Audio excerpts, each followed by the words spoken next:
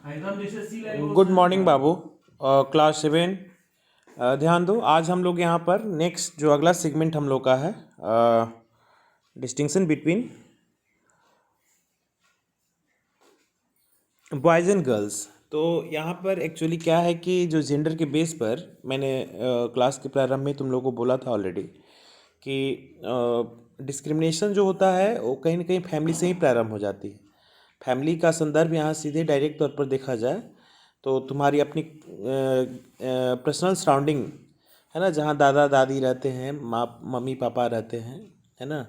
और ऐसे कंडीशंस में ये आइडेंटिफिकेशंस जो हमारा अगर ये फोर्सली अगर होने लगता है, I mean to say that कि लड़का लड़की का जो भेद है वो सबसे पहले इसकी परिवार से ही शुरुआत होती है ना। तो वहाँ पर ये मम्मी पापा का एक कर्तव्य बनता है कि हम बच्चों को, खास करके जो अपने बच्चे जो हैं, लड़का हो या लड़की हो, उसमें हम एक जो डिस्टिंक्शन का भाव है उसको कम से कम, है ना, करने का प्रयास करें। और ठीक है, बायोलॉजिकल पहचान अपने जगह पर है, लेकिन हम जेंडर के बेस पर ना बहुत ज़्यादा उसको कॉम्प्लेक्स में कन्वर्ट करने की कोशिश नहीं करनी चाहिए। ओके। तो यहाँ देखो, अकॉर्डिंग टू योर टॉपिक चलते हैं हम लोग। We also realise that society में clear distinction between boys and girls. Societies में मैं एक बार अगेन फैमिली से ही प्रारंभ करना चाहता हूँ, क्योंकि सोसाइटी बाद में आती है, परिवार भी एक समाज का ही हमारा दूसरा रूप है। तो सबसे पहले इसमें फैमिली डालेंगे हम लोग। We tell children that they have a specific role to play when they grow up, be men and be men. ये दे रहा है कि कोई भी लड़का या लड़की आगे चल के पुरुष और महिला एक सशक्त मजबूत, अगर पुरुष और महिला के तौर पर अपनी पहचान अगर स्थापित करना चाहता है, बनाना चाहता है, तो उसमें परिवार और समाज का एक बहुत बड़ा हमारा रोल होता है। So for early childhood a boy is given an environment that teaches him to dominant. हाँ, यही मैं बात बोल रहा था। एक जो डोमिनेंट बिहेव या डोमिनेंट एक जो हमारी आइडेंटिफिकेशंस जो एक जनरेट करने की बात हमारी होती है, ये सबसे पहले परिवार से इसकी प्रारंभ हमारी होती है। कैसा माहौल देने की कोशिश की जाती है कि तुम लड़का हो और अपनी जो भी पहचान है एक लड़के की तरह सशक्त और मजबूत बनाने का प्रयास करो। So this is to prepare him for his role later in life to control others.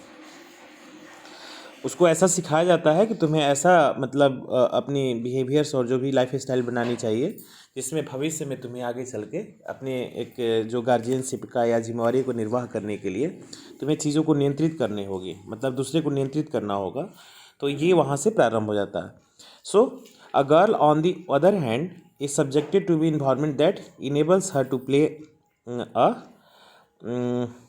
सब सर्वेंट, है ना, रोल।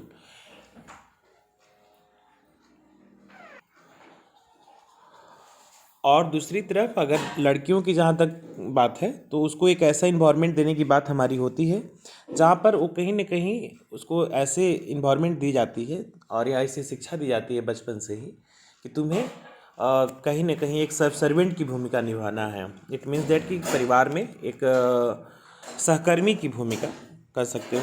सहकर्मी मतलब तुमको कंट्रोल करने वाला नहीं बनना है, तुमको किसी के ऑर्डर को फॉलो करने वाला बनना चाहिए और इस प्रकार से आपको जिम्मेवारियों को निर्वाह करना हमारा चाहिए।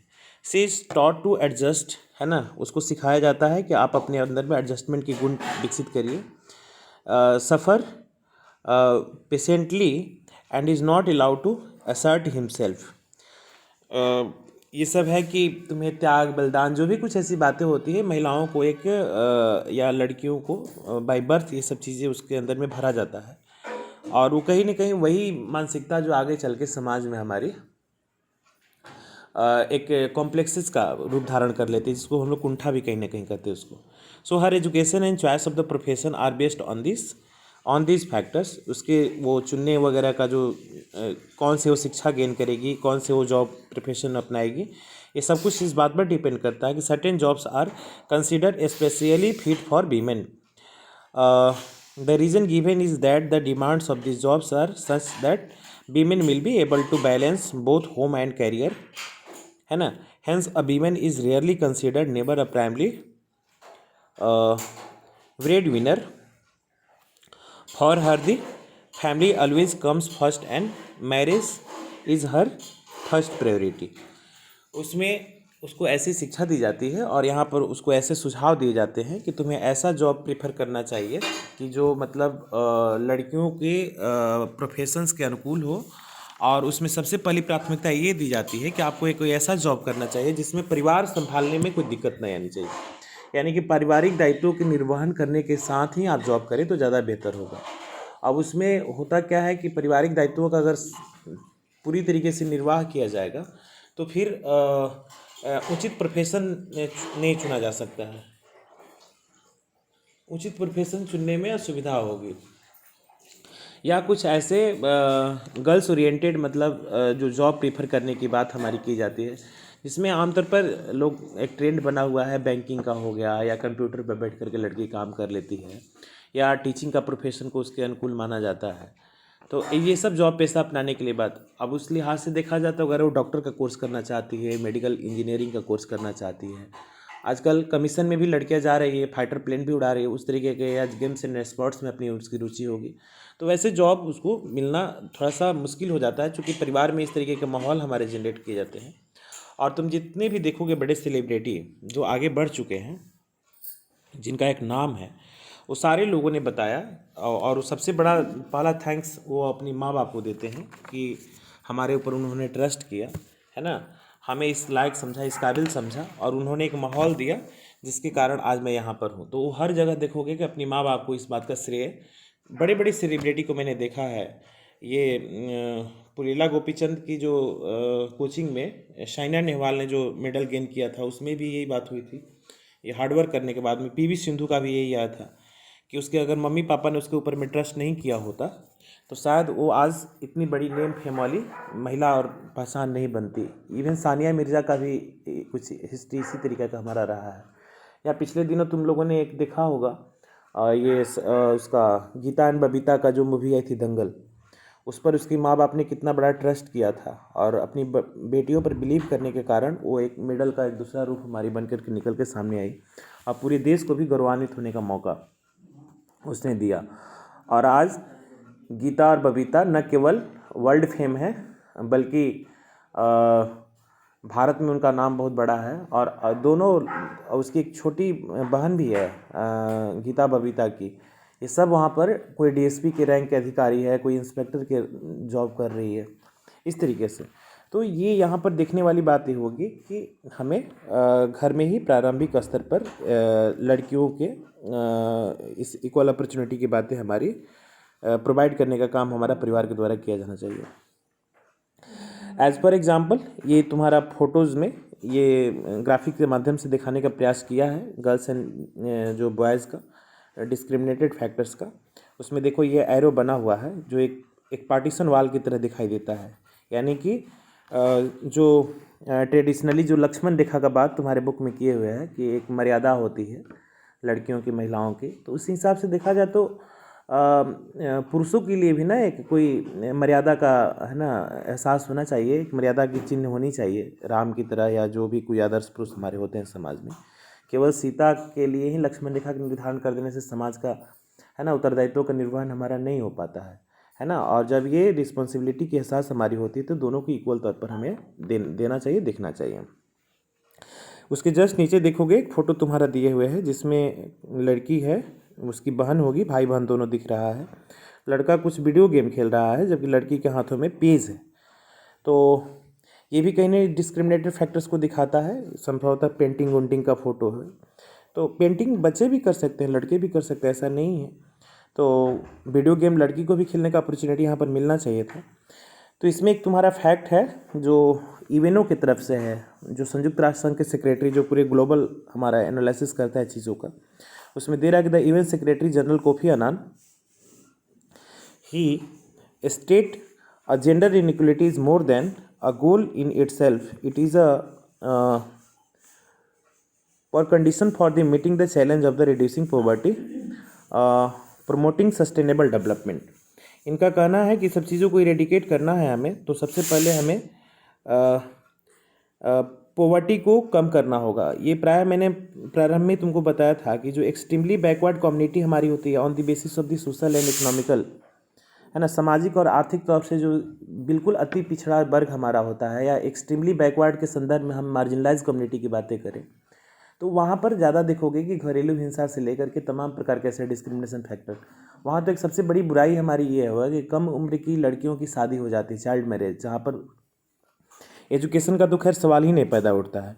तो ये सबसे पहला फैक्टर है कि अगर हमें जेंडर इनइक्वलिटी को कम करना है तो सबसे पहले हम पॉवर्टीज़ को ना रिड्यूस करेंगे। पॉवर्टी का मतलब हमारा गरीबी को कम करना होगा, और हमें लड़कियों के लिए भी इतना सिक्योर्ड फूड की व्यवस्था, एजुकेशन की व्यवस्था करनी होगी। डॉरी एक बुराई है समाज की, ये इसमें कोई दो राय नहीं है। लड़की एक होता है कि यंग एज में जब शादी की प्रश्न आता है तो वहाँ पर एक डॉरी बहुत बड़ा प्रश्न चिन्ह माँ बाप के सामने खड़ा हो जाता है।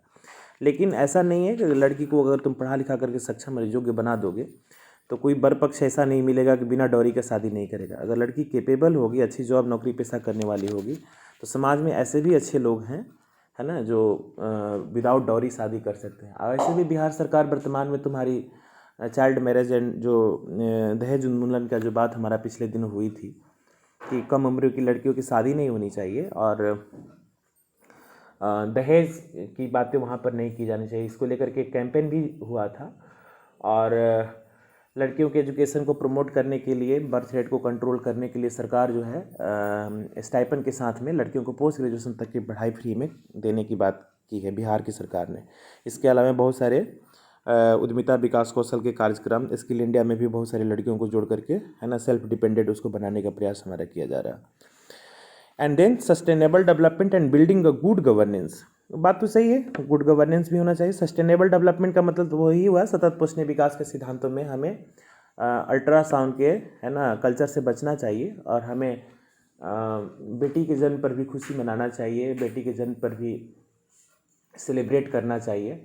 और हमें pre natal sex determination, it means that कि हम अल्ट्रासाउंड के लिए और मेडिकल कार्यों में यूज़ करें, एडवांस रिसर्च है, लेकिन कम से कम लिंग जांच करने के लिए नहीं, है ना। और ऐसे लिंग जांच होने पर उसको बैन भी कर दिया गया। पीएनडीटी एक्ट तुम्हारा आएगा, है प्रिवेंशन जो एक्ट है, कि नेटल सेक्स डिटर्मिनेशन आप नहीं कर सकते हैं, अदरवाइज उसमें अगर कोई डॉक्टर पकड़ा जाएगा तो भविष्य में उसकी डिग्री कैंसिल की जा सकती है और उसके हॉस्पिटल्स को सीज किया जा सकता है। और गुड गवर्नेंस का संदर्भ हमारा ये हुआ कि महिला सशक्तिकरण के संदर्भ में सरकार इनिशिएटिव लेने वाली हो, मतलब फेमिनिस्ट विचारधारा की सरकार हो, और उसमें लॉ एंड ऑर्डर की स्थिति अच्छी होनी चाहिए। लॉ एंड ऑर्डर की स्थिति इसलिए अच्छी होनी चाहिए कि तुम लोग आजकल देखोगे कि बहुत कम उम्र की लड़कियां जो है समाज के गलत व्यवहार का शिकार हो जाती है, जिसमें उसमें एक हुटिंग और बुलिंग फैक्टर्स आ जाता है। जैसे एक हरियाणा में पिछले दिन न्यूज़ आया था, कोई सीबीएसई 10 टॉपर लड़की थी, उसके साथ में कुछ मनचले लड़कों ने छेड़खानी किया था, जबकि उसको 15-20 किलोमीटर दूर जाकर के पढ़ाई करना पड़ता था। तो एक तो उस स्तर पर ही अगर हम इसको सॉल्व करने का प्रयास करें कि इस तरीके की घटनाएं हमारी ना हो, इससे उत्तर प्रदेश में भी सरकार बहुत सारी ऐसे एंटी रोमियो दिस दैट का एक अपना स्क्वाड बना रही है, या वहाँ पर जो बदमाश कैटेगरी के जो लड़के हैं जो समाज की लड़की और महिलाओं को टॉर्चर करते हैं, उसको एक नाम दिया है गुंडा एक्ट करके, उसको भी वो चौराहे पर गलियों पर उसके फ़ोटो लगाए जाते हैं, और एक उसमें स्पीडी ट्रायल की व्यवस्था तो ऑलरेडी पहले से ही हमारी है। तो अगर हम प्रारंभिक अवस्था में भी गुड गवर्नेंस को सिक्योर कर लें, फिर इसके बाद में लड़की मैच्योर हो जाती है, तो उसके लिए भी सरकार ने एक प्लान लाया, सुकन्या समृद्धि योजना, जिसमें बहुत सारे स्कीम्स ऐसे हमारे हैं जहाँ पर लड़कियों के अकाउंट्स खोल दिए जाते हैं, कुछ पैसे उसमें सपोर्ट की राशि दी जाती है। कितने सारे राज्यों में सुकन्या समृद्धि के साथ साथ में कन्यादान योजना भी है कि लड़की के अगर योग्य उम्र में शादी होती है, अगर वो सक्षम महिला होती है, पढ़ी लिखी हुई होती है, तो उसको सरकार कुछ प्रोत्साहन राशि देती है उसके शादी उदी के समय में। तो इस तरीके के कार्यक्रम अगर लाया जाए, और बहुत हद तक डॉरी से होने वाली हत्याएं, अगर जैसे कि दहेज उत्पीड़न को लेकर के भी लड़कियों को मार दिया जाता है, जला दिया जाता है, तो उस पर भी अगर बैन लाने का सरकार काम करती है तो उससे गुड गवर्नेंस का ही विषय है। इसके बाद में एक सबसे बड़ी समस्या डोमेस्टिक वायलेंस का है। चार दीवारी के अंदर बंद कमरे में महिलाओं के साथ में ज़्यादतियाँ, मारपीट घर के ही लोग करते हैं, है ना। तो ये काम हमारा रुके, और इस पर लेकर के सरकार ने एक कानून भी बनाया है 2005 में, डोमेस्टिक वायलेंस एक्ट, घरेलू हिंसा के खिलाफ में ऐसे कानून हमारे आए हैं कि जहाँ पर कोई महिला ऐसी घरेलू हिंसा का शिकार होती है, अगर वो थाने में एफआईआर कर देती है तो बहुत बहुत डेंजरस केस बन जाता है। हालांकि सब चीज़ों का गलत यूज़ भी हो रहा है, डॉरी का हो, चाहे डॉरी एक्ट हो या डोमेस्टिक वायलेंस एक्ट हो। लेकिन हाँ, सच्चाई ये भी है कि न्यूज़पेपर वगैरह मैगजीन पढ़ने के बाद में पता चलता है कि समाज में गलत काम भी हमारे बहुत ज़्यादा बड़े स्तर पर हो रहे हैं। So there is a need for the kinds of the institution, है ना, incorporating a new norms and rules the support equal up and just relation between the men and women.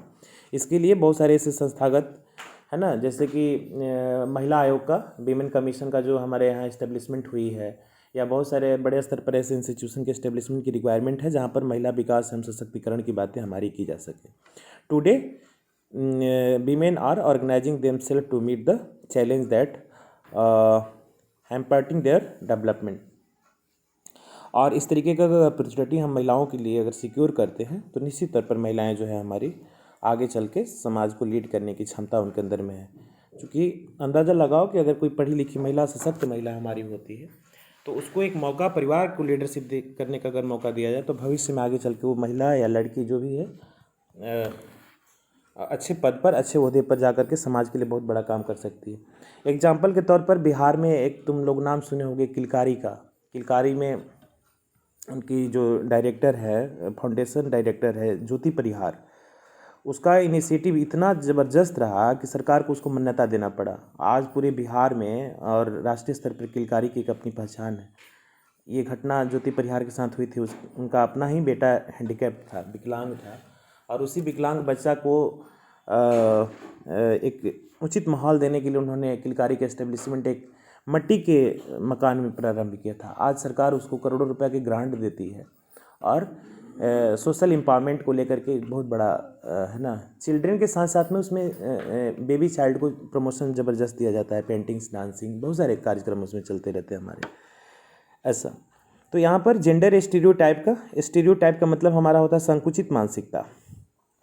तो देखो कि तुम संकुचित मानसिकता में वो कौन से ऐसे परसेप्शन हमारे होते हैं समाज की जहाँ पर ये बातें देखने को हमारी मिलती है। तो ये सोशल स्टीरियोटाइप के बारे में यहाँ जिक्र कर रहा है। तो दे रहा है यहाँ पर कि stereotype is a commonly held popular belief about specific social groups of type of individuals.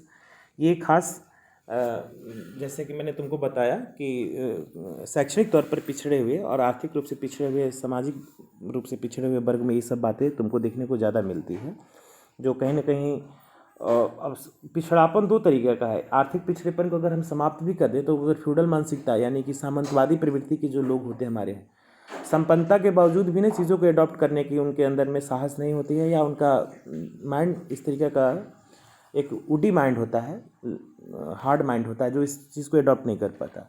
और एक ऐसा है कि हैंड टू माउथ है, गरीबी रेखा से नीचे गुजर बसर किसी तरीके से गुजारा बसर करता है, तो उसको अपनी इज्जत बहुत प्यारी हो जाती है ना। और इस कारणों से भी महिलाओं के प्रति एक हमारी कुंठित मानसिकता विकसित हो जाती है कि लड़की है, बाहर जाएगी तो सुरक्षित नहीं है, या जैसे भी इस तरीके की बातें हमारी होती है। तो इसमें देखोगे कि gender stereotype teach men and women how to be who they are not.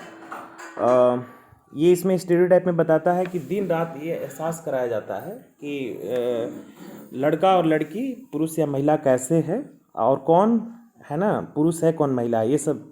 तो बार बार एक ही चीज़ों को आइडेंटिफाई करने से ना एक तुम्हारा कॉम्प्लेक्सेस जनरेट हो जाता है, जिसमें खास करके उसमें हम लोग सुपीरियोरिटी एंड इन्फीरियोरिटी की बातें करते हैं। तो सुपीरियोरिटी कॉम्प्लेक्स जो हमारा होता है वो अति उत्साह वाला विषय है, जिसमें खास करके मेल डोमिनेंट सोसाइटी हमारी होती है, जहाँ पुरुष प्रधान समाज हमारा होता है।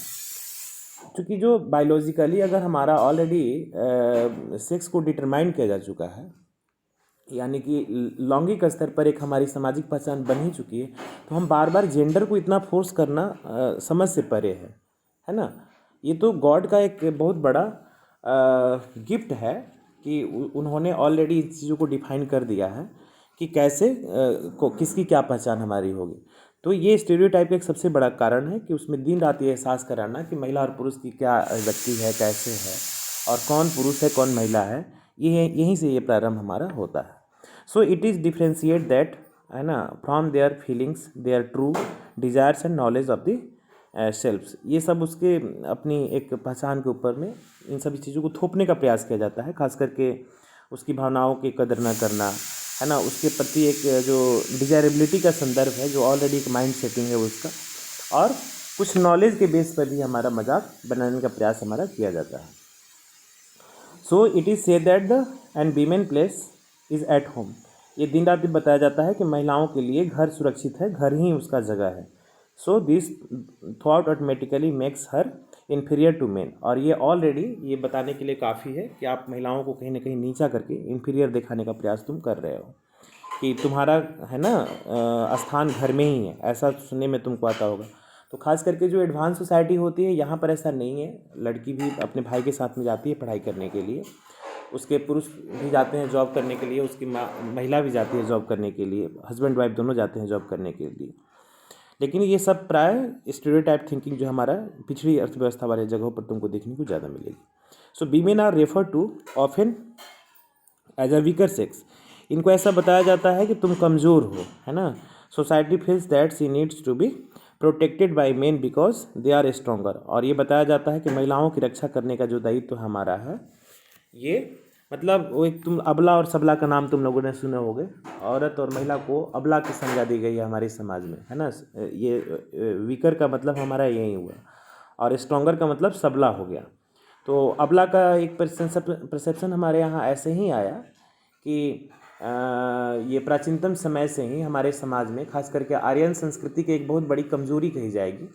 हम लोग ज़रूर श्रेष्ठ रहे हैं, लेकिन कुछ न कुछ वीकनेस भी हमारी सोसाइटीज़ में रही है। जैसे इसकी उपमा दी जाती है सीता और द्रौपदी की, कि सीता ने लक्ष्मण रेखा क्रॉस किया तो अपहरण हो गया। लेकिन उसकी एक मजबूत पक्ष को ये नहीं बताता है कि सीता एक पतिव्रता महिला थी और 14 सालों तक रावण से सुरक्षा उन्होंने खुद ही किया था अपनी। राम ठीक है जीत के लाए जो भी कुछ हुआ। या इवन द्रौपदी के संदर्भ में भी जो बातें इसमें की जाती है कि अबला वाले संदर्भ में तुमको पता होना चाहिए, कोई भी व्यक्ति को अगर जब ये चीज़ों को वर्णन किया जाता है तो उसमें ये बात बताई जानी चाहिए। पंचकन्याओं में शुमार की जाती है द्रौपदी भी है। उसकी अग्नि से उत्पत्ति हुई थी, ऐसा उसके बारे में कहानियाँ थी कि उसकी अगर इच्छा के विरुद्ध अगर उसके कोई शरीर को छूने का प्रयास करेगा तो भस्म हो सकता था, है ना। लेकिन फिर भी उसको अबला मान करके उसके दुपट्टे को खींचा लोगों ने, उसके बालों को पकड़ करके तमाम प्रकार की ये बातें समाज में पैदा करने का प्रयास किया गया। तो अबला का संदर्भ वहीं से प्रारंभ हो गया। लेकिन एक तरफ जब हम अबला के साथ साथ में सबला की बातें करेंगे तो हमें, है ना, दुर्गा काली, है ना, सती रानी जो भी हैं बड़ी बड़ी नाम हमारे, या दुर्गावती, झांसी की रानी, इन सभी का नाम लेकर के भी तुम ना महिलाओं के सशक्तिकरण की बातें तुम कर सकते हो।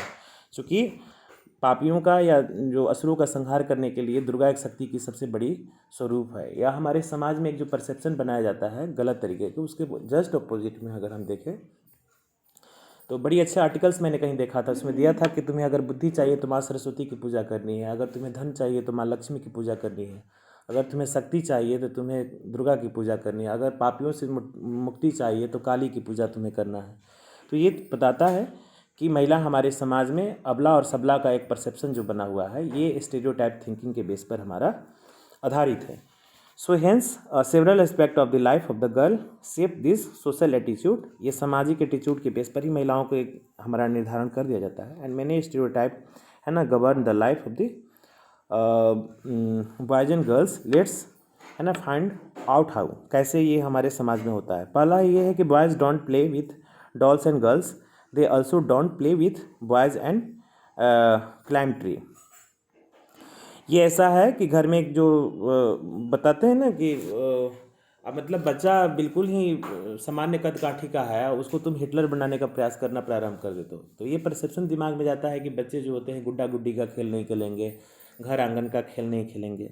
घर में छोटे बच्चे तो कुछ भी खेल सकते हैं ना।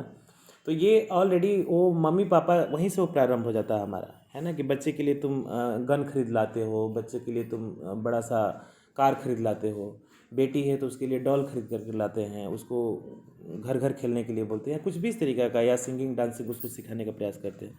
तो ये वहीं से हमारा प्रारंभ हो जाता है कि बच्चों को गुड्डा गुड्डी का खेल नहीं खेलना, मतलब ऐसा एक दिमाग में बन जाता है कि बच्चा जो है मतलब इंट्रोवर्ट नेचर का हो जाएगा। हमें इंट्रोवर्ट बच्चा नहीं चाहिए, हमें एक्सट्रोवर्ट चाहिए, और हमें मैस्कुलिन मतलब चाहिए, मैस्कुलिन पावर उसमें डालना है, मतलब उसको मर्दाना बनाना है, मर्दानी नहीं, है ना, ऐसा मर्दाना मर्दानी शब्द आता है ना भारतीय भाषा में, तो उसमें एक मैस्कुलिन पावर को जनरेट करना, ऐसे परसेप्शन दिमाग में मम्मी पापा ही डालते हैं।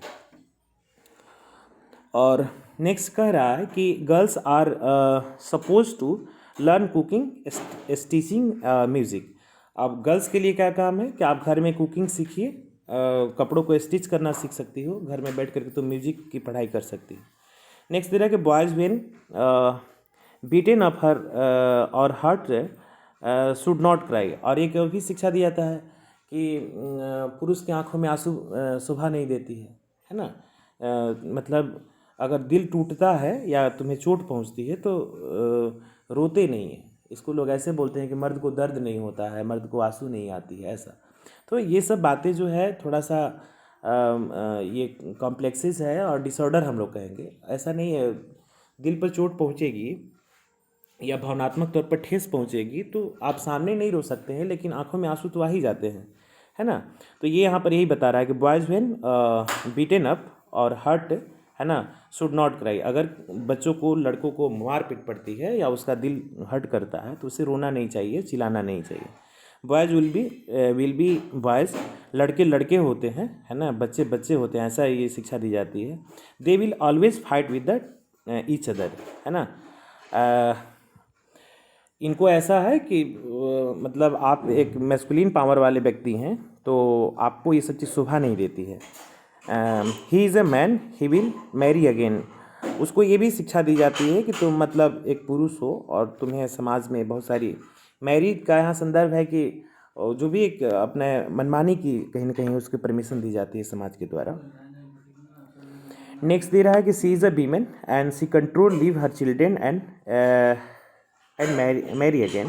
ये दे रहा है महिलाओं के लिए एक बाध्यता हमारी होती है, उसको शिक्षा दी जाती है कि तुम महिला हो, घर में रह करके बच्चों को संभालो, और can not leave her children. उसको ये शिक्षा दी जाती है कि तुम अपने बच्चे को निर्वाह करो, बच्चे को तुम छोड़ नहीं सकती हो, और दोबारा शादी वगैरह का नहीं सोच सकती हो। जबकि पुरुषों के बारे में ऐसा नहीं, वो बार बार शादी। इसी चलते हमारे समाज में एक पॉलीगेमी का भी चलन तुम्हारा बढ़ा, है ना। पॉलीगेमी में तुम देखोगे एकमात्र महाभारत के इसमें तुम्हारा पॉलेंट्री दिखा है, जो द्रौपदी के संदर्भ में, जबकि वो सहमति था तो उसको पॉलेंट्री मानने से लोग इनकार करते हैं। लेकिन पॉलीगेमी में बहुत सारे देखोगे कि रानियों के साथ साथ में बहुत सारी पटरानियों का संदर्भ हमारा दिखाई देता है। वो ऐतिहासिक काल में, चाहे हमारा आर्यन संस्कृति हो, चाहे ये मुसलमानों का कल्चर। मुसलमानों में तो पर्सनल लॉ बोर्ड के अकॉर्डिंगली आज भी ये चला रहा है, अभी भी 4 शादी एक साथ वैलिड मानी जाती है। तो ये हमारी समाज की एक बहुत बड़ी कॉम्प्लेक्सेस है।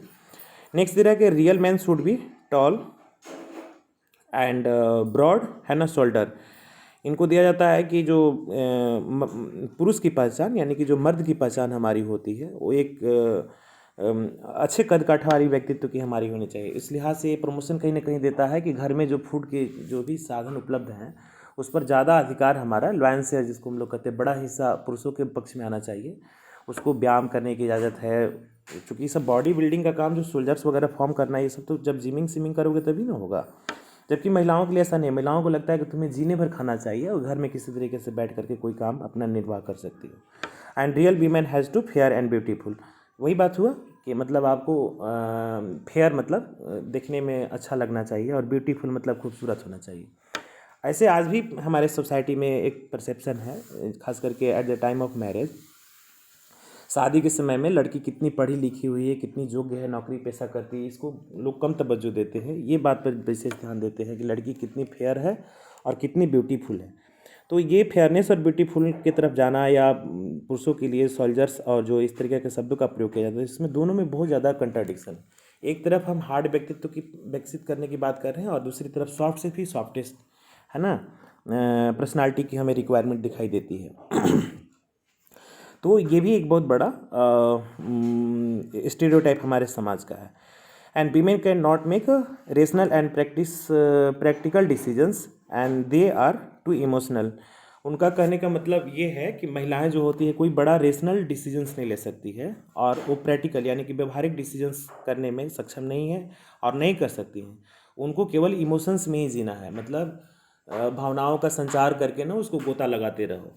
तो ये सब हमारे समाज की एक बहुत बड़ी विडंबना है और कुरीतियाँ हैं जो कहीं ना कहीं महिलाओं को, लड़कियों को दिमाग में ये सब बात भरी जाती है। और बहुत हद तक लड़कियां या महिलाएं जो होती है, जो वीक होती हैं या समाज उसके इतनी अच्छी परमिशन नहीं देती इन चीज़ों को करने के लिए, तो कहीं ना कहीं वही वो अपना जीवन मान भी लेती हैं। So women can not live alone and she need a man. एक मानसिकता ये भी है कि लड़की और महिला कभी भी जो है हमारी अकेले नहीं रहनी चाहिए। अकेले लड़की और महिला को समाज कलंकित है ना रूप से देखता है, और यह हमारे समाज में ऑलरेडी परसेप्शन पहले से ही बना हुआ है। आर्यन संस्कृति की ये बुराई ही कहीं ना कहीं कही जा सकती है कि लड़की जन्म लेती है तो पिता के संरक्षण में रहेगी। लड़की अगर सियानी हो गई, बड़ी हो गई, तो उसे पति का संरक्षण प्राप्त होना चाहिए। और लड़की यदि या महिला यदि बूढ़ी हो गई तो उसे अपने पुत्रों के संरक्षण में रहना चाहिए। ये हमारे आर्य संस्कृति में राम और महाभारत काल में ही ये सब बातें बना दी गई थी, और वो आज हमारा समाज आज भी नहीं इससे उभरा है ना। ये उसका एक प्रोटेक्शन, एक हमारा सुरक्षा कवच है पुरुष, जबकि ये इसकी एक बहुत बड़ी विडंबना है कि उसी रामायण महाभारत काल में जब ये परसेप्शन जनरेट किया गया था तो उसमें दो एक सशक्त और राजा की बेटी है ना और महिलाओं के साथ में ज़्यादा आती हुई थी, जिसका एग्जाम्पल तुम्हारे बुक में भी सीता और द्रौपदी का दिया है। सीता को छेड़ने वाला या सीता को अपहरण करने वाला भी रावण था, जो परम ज्ञानी था और एक तीनों लोगों का अपने आप को राजा कहता था। और द्रौपदी का भी जो चीरहरण हुआ या उसको बेइज्जत करने का जो प्रयास किया गया, उनके अपने ही लोगों ने किया था, अपने परिवार के लोगों ही ने किया था। तो ये मान के चलना कि पुरुष जो है महिलाओं की रक्षा कर ही देगा, ये अपने आप में एक बहुत बड़ी मिथक है, कहेंगे वो भ्रम में लोग जी रहे हैं, उस भ्रम से हमें निकलना चाहिए। So all this are a list of the stereotypes and which begin to govern our life, and those of us who refuse to conform to these stereotypes है ना immeasurable pressure from within the outside the family. और इसमें मैंने बताया कि जो लड़कियां महिलाएं इसको अपना जीवन का हिस्सा मान लेती हैं, वो किसी तरीके से इसी तरीके के कुंठित समाज में अपने जीवन को समाप्त कर लेती है। लेकिन एक ऐसी भी सामाजिक पहचान हमारी है, एग्जाम्पल के तौर पर मैंने तुमको बताया है किरण बेदी का, अन्ना जॉर्ज का नाम तुम लोगों ने सुना होगा, लीला सेठ का नाम सुना होगा, फातिमा बीबी का नाम तुम लोगों ने नाम सुना होगा। इवन एक्टर और एक्ट्रेस में भी तुम देखो, चाहे ऐश्वर्या राय हो, प्रियंका चोपड़ा हो, ये रानी मुखर्जी ने तो मर्दानी पिक्चर में काम भी किया था, है ना। ये सब सशक्त और मजबूत महिलाएं हैं। साइना नेहवाल, पीवी सिंधु, दीपा कर्माकर, नामों की कमी नहीं है, बहुत सब बड़ा नाम है। मैंने 8-10 एग्जाम्पल तुमको सुझाव दिए हैं। ये सब अगर अपने आप को लड़की समझ करके घर में बैठी रहती तो शायद है ना एक अच्छे आईएएस अफसर, एक आईपीएस अफसर, एक अच्छी जस्टिस, एक अच्छी एक्ट्रेस के तौर पर इनकी सामाजिक पहचान हमारी नहीं दिखाई देती। और आज की डेट में जितनी भी बड़ी नामचीन हस्तियों का नाम मैंने लिया, जो बड़ी फेम नाम है जो देश की महिला के तौर पर, इनको अगर जाकर के कोई पुरुष व्यक्ति या इवन घर वाले ही या कोई इस तरीके का प्रयास करते हैं कि महिलाओं का इस तरीके का डिफिनीसन है, तो शायद मानने से इनकार कर दे। और लोगों को सोचने पर ये विवश होना पड़ेगा कि कैसे हम इस मानसिकता से उभरें, ठीक है। ऐसा तो आपको इस मिथक से थोड़ा बाहर निकलना चाहिए। और इसकी सबसे बड़ी शुरुआत और प्रारंभिक अवस्था कहीं ना कहीं बच्चे ही होते हैं। 7, 8, 9, 10 के बच्चे बालिग नहीं होते, मेच्योर नहीं होते। हमारे मेडिकल साइंस 18 साल तक के लड़कियों को ना बालिग मेच्योर मानता है। तो मुझे तो ऐसा लगता है कि लड़कियों के लिए एक उचित माहौल की तैयार करने की जो शुरुआत हमारे परिवार से होती है, मम्मी पापा कर सकते हैं। और ये बच्चों से ज़्यादा सुझाव मम्मी पापा के लिए होना चाहिए कि वो कम से कम अपने बच्चियों को इतना मौका ज़रूर दे, अपने बेटे के साथ, मैंने उस लड़की को अपने भाई के साथ में इक्वल मौका हर एक क्षेत्र में मिलना चाहिए। चाहे वो ड्रेस पहनने से लेकर के स्कूल करने तक, या गेम्स एंड स्पोर्ट्स में भाग लेने से लेकर खाने पीने, रहने सहने तक। तब जा कर के हम लड़कियों को लड़के के समकक्ष खड़ा कर सकते हैं। ठीक है, लड़कियों के लिए एक अपनी एक सीमाएँ हैं, उसको हम मर्यादा में रह के ही उसको पालन करें तो किया जा सकता है, ऐसा नहीं है। लेकिन पूरी तरीके से दिमाग में सेट रखना कि लड़की को लड़की ही बना करके रखना है, लड़का को मैस्कुलेट पावर का बनाने का प्रयास हम करेंगे, तो ये कहीं ना कहीं एक बहुत बड़ी डिस्क्रिमिनेशन एक बहुत बड़ी कॉम्प्लेक्सेस हमारी सोसाइटीज़ के लिए दिनों दिन बढ़ती चली जा रही है। इसे हमें ट्रीट करने का प्रयास करना चाहिए। सो इसमें दे रहा है कि different types of the gender inequality. Gender की इनइक्वलिटी के तौर पर कौन कौन सी बातें हमारे यहाँ पर देखने को मिलती है। तो सबसे पहला मोर्टेलिटी इनइक्वलिटी की जो बातें हमारी होती है, मोर्टेलिटी में तुम देखोगे भारत में ही जिस पर लिंगानुपात की स्थिति जो हमारा है वो मैंने तुमको बताने का प्रयास किया। तो उसमें मोर्टेलिटी में चाइल्ड मोर्टेलिटी और जो ओल्ड मोर्टेलिटी में भी दो तरीके की चीज़ें तुमको दिखाई देती है। ऐसा है कि पुरुषों की अपेक्षा महिलाओं की जो एक शारीरिक संरचना अलग ढंग की है, उससे ज़्यादा पोषण की रिक्वायरमेंट है, उससे ज़्यादा मेडिकल केयर की रिक्वायरमेंट है पुरुषों की अपेक्षा। लेकिन प्रायः ऐसा देखने को मिलता है कि मोर्टेलिटी के संदर्भ में देखा जाएगा तो चाइल्ड एज में ही ना लड़कियों को एवॉर्डेशन की तरफ लोग देखता है। नतीजा ये होता है कि न्यूट्रिशन के अभाव में या उसकी प्रॉपर केयर करने के अभाव में वहाँ भी उसको डेथ हो जाती है। एक दूसरी मार उससे पड़ती है जब वो आफ्टर देन मैरिज है ना, जब वो उसको माँ बनना होता है। तो जब उसको माँ बनना होता है तो उस केस में भी तुम देखोगे कि अगर न्यूट्रिशन का अभाव रहा, प्रायः गरीब परिवारों में देखने को ज़्यादा मिलता है। सरकार 6,000 रुपये तक का उसमें प्रोत्साहन राशि देती है कि कोई अगर महिला माँ बनना चाहती है तो उसके खाने पीने की सुविधाएं, मतलब न्यूट्रिशन वाला फूड रहे, आयरन उसमें हो, जो भी फॉलिक एसिड दिस दैट की जो गोलियां हमारी होती है वो केयर करने के लिए जो दिया जाता है, वो ये इसलिए दिया जाता है कि घर में पल रहे बच्चों के लिए उचित पोषण मिले, माँ भी सुरक्षित रहे और बेटा भी, बेटी जो भी हो जन्म लेने वाला है, और सुरक्षित प्रसव हो जाए यानी। तो वहाँ भी ये चीज़ सिक्योर नहीं हो पाता है। ग्रामीण क्षेत्रों में मैंने बहुत जगह ऐसा न्यूज़ में देखा है, सुना है कि वो 6,000 रुपये की प्रोत्साहन राशि उसका पुरुष मेंबर जो है ना, या तो शराब पी जाएगा या कोई और मतलब खर्चों में घर में खर्च कर देगा, तो उसको ये। और तीसरा है क्या कि उम्र के अंतिम पड़ाव पर जब वो माँ दादी बन जाती हैं, बूढ़ी दादी बन जाती हैं, तो वहाँ भी उनको न्यूट्रिशन में है ना कमी देखने को मिलता है। घर में अगर सीमित मात्रा में खाने पीने की सुविधाएं हैं तो उसको नज़रअंदाज लोग करने लगते हैं, उसको मेडिकल केयर की तरफ नहीं ले जाते हैं। नतीजा ये होता है कि वहाँ भी उसका डेथ रेट ज़्यादा है ना। पुरुषों की अपेक्षा महिलाओं को नज़रअंदाज करने का नतीजा ही हमारा ये होता है कि तीनों फेज़ में, चाहे वो बचपन हो, चाहे वो यंग एज का बात हो या बुढ़ापा की बात हो, तीनों जगहों पर तुमको देखने को मिलेगा कि महिलाएं due to lackness of nutritional diet है ना, due to lackness of the medical care है ना, इनका मोर्टेलिटी रेट या जो भी डेथ रेट हमारा हाई रहता है। तो यहाँ इसको सुधार करने की बात है। नेक्स्ट है नेटली जो हमारा इनइक्वलिटी की बात है, वही बर्थ रेट की जो बातें हमारी की जाती है। ये अल्ट्रासाउंड ने तो पूरे समाज में एक जहर पैदा कर दिया। इतनी बड़ी असमानता के कारण जो लिंगानुपात की स्थिति भयंकर तरीके से खतरनाक स्थिति तुमको दिखाई देती है भारत में, क्योंकि इसका राष्ट्रीय औसत 940 पर्सन पर 1000 का है। यानी कि अगर हम औसत एनालिसिस करें तो 1000 बेबी चाइल्ड 940 लड़कियां हैं 1000 लड़कों पर। तो ये प्रारंभिक अवस्था में ही इतना ज़्यादा है। फिर भविष्य में तुम सोचो कि अगर जो भी मैंने चर्चा किया मेडिकल केयर और फूड डाइट वगैरह का, या इवन प्रसव पीड़ा वगैरह से जो डेथ हमारा होता है, उस रेट पर अगर एनालिसिस की जाएगी तो यूथ एज में, मतलब 18 से 25 से 30 साल की उम्र में अगर हम देखें तो वहाँ पर ये गैप और ज़्यादा बढ़ जाता है। और सबसे बड़ी चीज़ ये हमारी होती है कि इस लिंगानुपात के जो असामान्य स्थिति का एक सबसे बड़ा खामियाजा हमारे समाज में महिलाओं पर हो रहे हैं। फिजिकल एंड सेक्सुअल हरासमेंट के जो केसेस तुमको दिखाई दे रहे हैं, शारीरिक और मानसिक तौर पर जो शोषण होता है, या आजकल जो भी अभद्र घटनाएं, छेड़खानी से लेकर के जो भी बलात्कार वगैरह की घटनाएं हमारी हो रही है समाज में, इसका एक बहुत बड़ा इम्पॉर्टेंट फैक्टर्स में से एक माना जाता है। और इसे सॉल्व करने के लिए हमें नेटली जो हमारा सेक्स रेशियो है, यानी कि लिंगानुपात की स्थिति को सुधारने का प्रयास हमारा चाइल्ड एज से ही हो जाना चाहिए तो ज़्यादा अच्छा होगा। बेसिक फैसिलिटी इनइक्वलिटी में वही मैंने बताया था कि एंटी फैमिली फीमेल जो वाला कंडीशन है। बेसिक नीड में मैंने बताया ना कि शारीरिक तौर पर देखा जाए या मानसिक तौर पर देखा जाए तो महिलाओं की शारीरिक संरचना कुछ इस प्रकार की है पुरुषों की अपेक्षा कि उसे बचपन से ही ज़्यादा न्यूट्रिशन की रिक्वायरमेंट रहती है। लेकिन परिवार में प्रायः नज़रअंदाज और जो अवॉइड करने की स्थिति हमारी महिलाओं के साथ ही प्रारंभ हो जाती है। नतीजा ये होता है कि उसके बेसिक नीड भी फुलफिल हमारे नहीं हो पाते। बेसिक नीड में यही रोटी कपड़ा मकान शिक्षा और स्वास्थ्य है। तो रोटी कपड़ा मकान 3 तो कॉमनली तुमको दिखाई देता है।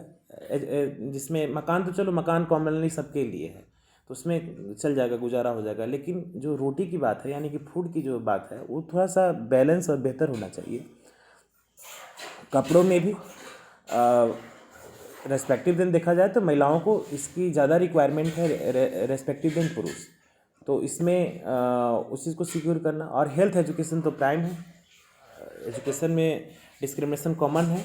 लड़कियां 10+2 तक जाते जाते दम तोड़ देती है, पढ़ाई नहीं कर पाती। इसी को प्रमोट करने के लिए सरकार ने फ्री ऑफ कॉस्ट एजुकेशन की जो बातें हमारी की है, सर्व शिक्षा अभियान से लेकर के जो स्टाइपेंड के साथ में पोस्ट ग्रेजुएशन तक की पढ़ाई, वोकेशनल ट्रेनिंग है ना, स्किल इंडिया के तहत में बहुत सारे स्किल या स्टार्टअप में महिलाओं को, पीछे कल ही मैंने न्यूज़ में देखा है, देश की केंद्र की मोदी सरकार ने महिलाओं के लिए 3 लाख रुपए तक का लोन जो है विदाउट इंटरेस्ट, उस पर कोई सूद नहीं लगेगा, और 3 लाख रुपए तक के उद्यमिता विकास यानी कि अपने स्टार्टअप प्रारंभ करने के लिए सरकार उसको दे सकती है बिना किसी गारंटी के, आधार कार्ड वगैरह पर।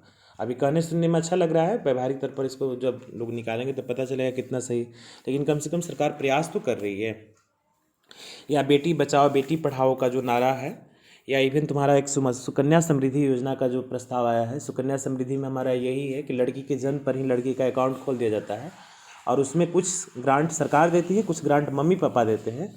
तो 18 साल तक की लड़की जब होती है हमारी, तो उसकी शिक्षा और शादी की जो झंझट में एक जो बाधा बनती है पैसा, उसको कुछ हद तक हम दूर कर सकते हैं।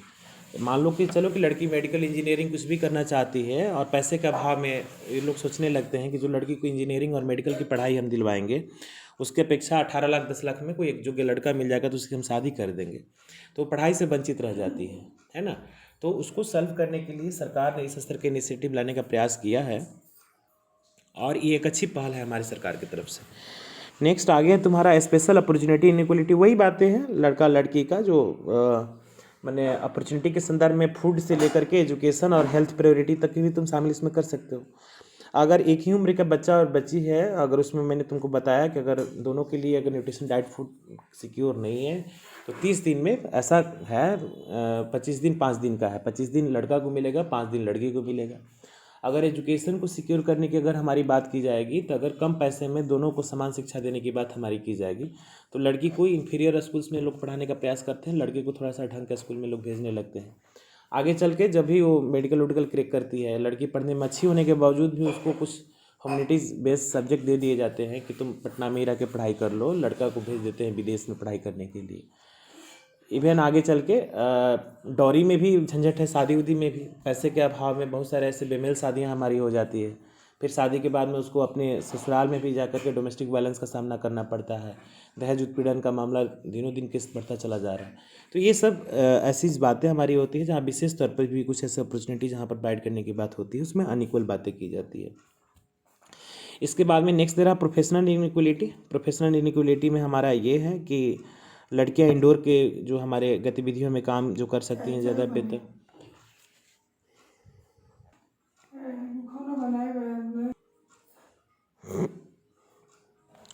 हाँ, तो इसमें देखो कि प्रोफेशनल इनइक्वलिटी का, तो प्रोफेशनल इनइक्वलिटी में मैंने बताया ना कि जैसे कि कंप्यूटर पर लड़की काम कर सकती है, अच्छा कर लेगी, रिसेप्शन का काम संभाल सकती है, कॉकटेल मॉकटेल काउंटर संभाल सकती है, रिसेप्शनिस्ट में मैंने तुमको बताया ही ऑलरेडी, या तुम्हारा ये बैंकिंग में काम कर सकती है, टीचिंग में काम कर सकती है। तो ये सब एक जो है हमारा प्रोफेशनली जो हम डिटरमाइन कर देते हैं चीज़ों को, ऐसा थोड़ी ना है। अगर लोगों को मौका मिला तो पीवी सिंधु, साइना नेहवाल, सानिया मिर्जा, दीपा कर्माकर, साक्षी मलिक, गीता बबीता, ये सब गेम्स में भी बड़ा नाम है तुम्हारा, है ना, कृष्णा पूनिया।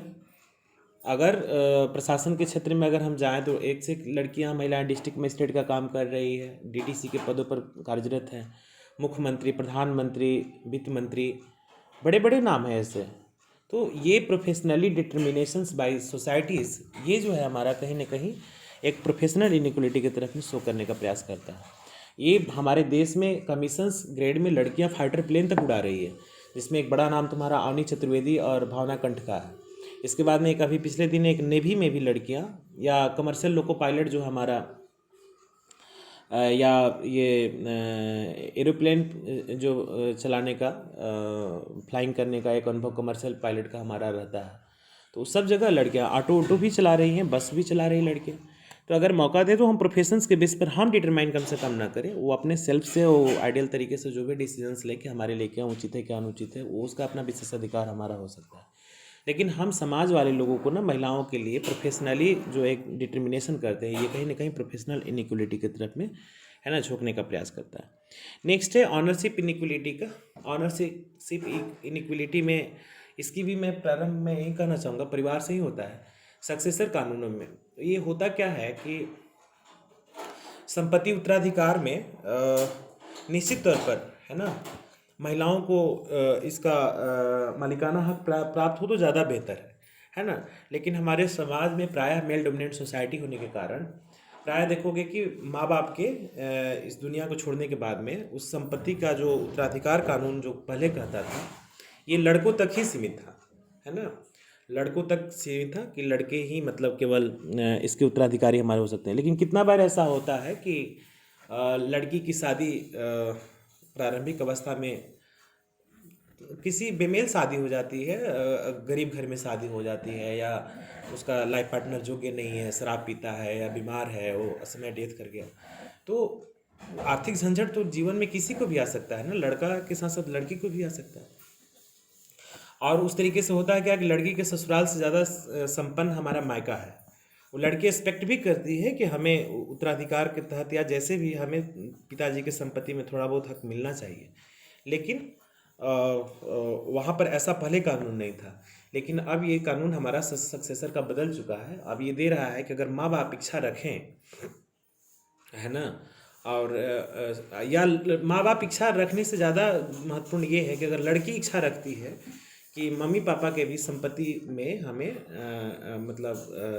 मालिकाना हक मिले, तो ये दिया जाना चाहिए, है ना। ये कानून का प्रावधान हमारा कर दिया गया। और पिछले दिनों एक देश के बहुत बड़े नामचीन हस्ती हमारे यहाँ अमिताभ बच्चन का नाम तुम लोगों ने सुना होगा। मीडिया वाले ने इस कानून आने के बाद में 2-3 बार पूछा भी था, तो पूछा था कि क्या मतलब आपके संपत्ति में श्वेता नंदा उनकी बेटी हैं, श्वेता का भी मतलब इसमें कुछ पार्टिसिपेशन होगा, मतलब इसको डिस्ट्रीब्यूशन होगा। तो अमिताभ बच्चन ने व्यक्तिगत तौर पर बोला था कि ये सब बातें पब्लिक डोमेन में बोलने की चीज़ नहीं है कि मैं क्या करूँगा, लेकिन बोला कि जो उनके पिताजी एक बहुत बड़े कवि थे, हरिवंश राय बच्चन, तो उन्होंने कहा कि जो पिताजी की जो इनका ये संपत्ति है वो तो मैं अभिषेक बच्चन को दूंगा, लेकिन अपने जीवन काल में मैंने जो 1000 करोड़ रुपए की संपत्ति अर्जित किया है, ये मेरी हार्दिक इच्छा है और मैं वसीयत में इन चीज़ों का जिक्र करके मरूंगा कि मेरे मरने के बाद में मेरी जो भी 1000 करोड़ रुपए की संपत्ति है वो 500 करोड़ मतलब अमिताभ बच्चन को जाए और 500 करोड़ ये अभिषेक बच्चन को मिले और 500 करोड़ हमारी बेटी श्वेता नंदा को दिया जाए। तो ये उसका अपना विशेष मतलब रुचि रही है। ये खास करके उस कानून के आने के बाद में उसे मीडिया वाले ने बयान लिया था। तो अमिताभ बच्चन एक बहुत बड़ी पर्सनालिटी हैं और इस तरीके का अगर पहल उनके जैसे लोग करते हैं तो समाज में एक बहुत बड़ा मैसेज जाता है। तुम्हें पता होना चाहिए कि अमिताभ बच्चन और उनकी पूरी फैमिली ने अपना पूरा बॉडी ही दान कर दिया है, यानी कि आई वगैरह डोनेट कर चुके हैं लोग की मरने के बाद में उनकी आंखों को निकाल करके किसी दूसरे व्यक्ति को लगा दिया जाए। तो ये बहुत बड़ी मतलब सक्सेस है हमारे देश के लिए, इतना सब कुछ सोचते हैं। तो ऑनरशिप जो इनइक्वलिटी हमारी होती है ये समाज में देखने को मिल रहा शुरू से ही रहा है और अभी इसमें धीरे धीरे हमारा सुधार हो रहा है। नेक्स्ट है ओल्ड और फैमिली इनइक्वलिटी। तो ये पारिवारिक स्तर पर देखा जाए तो इस इनइक्वलिटी का तो बहुत बड़ा है। बॉयज़ एंड गर्ल्स का जो कंपेरिजन या इवन पति पत्नी वाला में भी, सिबलिंग रिलेशनशिप में भी तुम लोग देखोगे कि बहुत ज़्यादा जगहों पर मेल ही ज़्यादा डोमिनेंट होते हैं। लेकिन समाज का ट्रेंड बदल भी रहा है। मैंने कहीं कहीं देखा है ऐसा भी कि